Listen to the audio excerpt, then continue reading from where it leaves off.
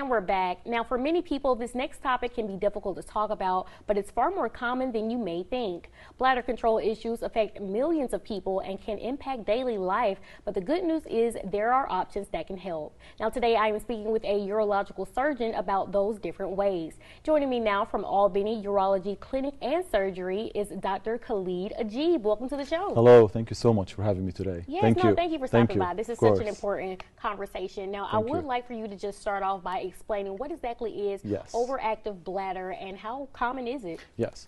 So overactive bladder is a clinical syndrome usually associated with daytime frequency and the sudden unexpected urge to go to the bathroom and use the restroom. It is usually also associated with waking up the patient several times at night in what we call nocturia.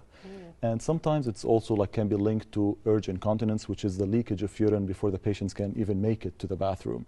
It is quite common, and the studies have shown that almost more than 50% of women above the age of 50 can suffer from overactive bladder, in comparison to around 30% of men with overactive bladder. But there is something very important here, that it is unfortunate that most men and women do not seek medical advice when it comes to overactive bladder, because they think it is just age-related. Got you. Okay. Now, I do want to ask for a second, why does OAB present a unique burden for women specifically? Correct. So as I mentioned, it's prevalent in both men and women, but usually in women it presents in an entity what we call wet overactive bladder, so the leakage of urine along with that overactivity. In men, it's mainly with dry overactive bladder, so just the frequency and the urgency. And this can be related to the pelvic anatomy in females, childbirth, of course, and the hormonal changes in postmenopausal women. So these are the three main reasons why women are more at risk of getting overactive bladder. Okay, wow. Now, are there different types of urinary incontinence in both men and women? Yes, or how does that correct. work? So we have mainly three types of urinary incontinence. We have stress incontinence, urge incontinence, and overflow incontinence. Stress incontinence is mainly related to stress-related maneuvers, where men or women can have leakage of urine when they cough, sneeze, even with laughing, or with rapid physical movements. The other one is urge incontinence, which, as I mentioned before, having that urgency and that frequency, but they have incidence of leakage before making it to the bathroom.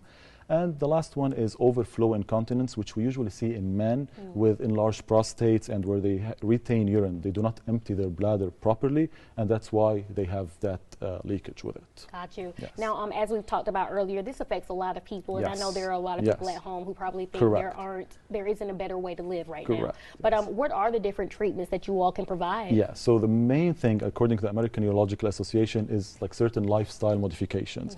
Of course, when we see the patient, we need to tell whether it's a stress or urge incontinence. But when we confirm that it's that overactive bladder, the number one thing is we ask them to abstain from caffeine. So coffee, tea, spices in food, soft drinks, energy drinks, these all cause irritation to the bladder, and reduction in the intake of these can help a lot.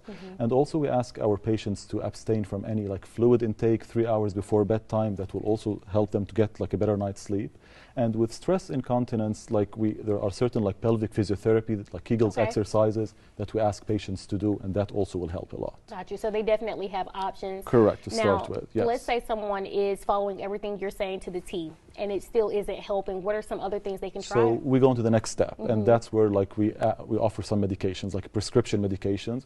We have two main categories of medications. We have the anticholinergics and the beta-3 agonists. They're both really effective, but the problem with the anticholinergics is that they have tons of side effects like dry eyes, dry mouth, or constipation.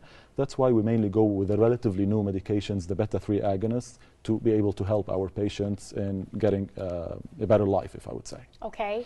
Are there any surgical options that people should consider? Yes. So if the behavioral modifications and the medications do fail, we confirm that we do have a nerve issue with that overactive bladder. So there's something called sacral neuromodulation, which is because we do know that the issue is we do not have proper coordination between the bladder and the brain to have a good bladder control. So with the sacral neuromodulation, it's a very quick procedure that can be done at the office where we stimulate those nerves. And with that, if the patient passed that test, if I would say, and get better results, okay, we go ahead and implant like a battery in the buttocks area, and it's like considered like as a pacemaker for the bladder. wow, and with that they will have major improvement in regards to the overactive bladder. And these procedures can be done under local anesthesia, and they're very quick, same-day procedures, and studies are like, we have evidence-based now yeah, in regards to this procedure. That's one. We have another procedure called the tibial nerve stimulation, where we implant, again, it's a 5-10 minute procedure, where we put a small implant in the ankle area to stimulate that tibial nerve, and also stimulates those nerves going to the bladder, and also will help with the overactivity of the bladder itself.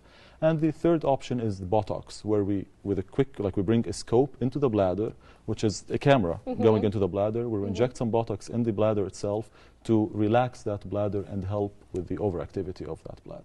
Got you. Now, So, if someone wanted to come and see you personally, do they yes. need some type of referral, or how does that work? No, it's very easy. If they have any symptoms like of that urgency and the frequency or any leakage of urine, they can just call the office, and we'll be more than happy to see them and help them with these symptoms. Okay. And what's one final piece of advice you would like to give someone who is Yes. struggling with this right now? Yeah, of course. So again, I would like I mentioned when we started this interview, do not accept the overactivity of the bladder as something that is age-related.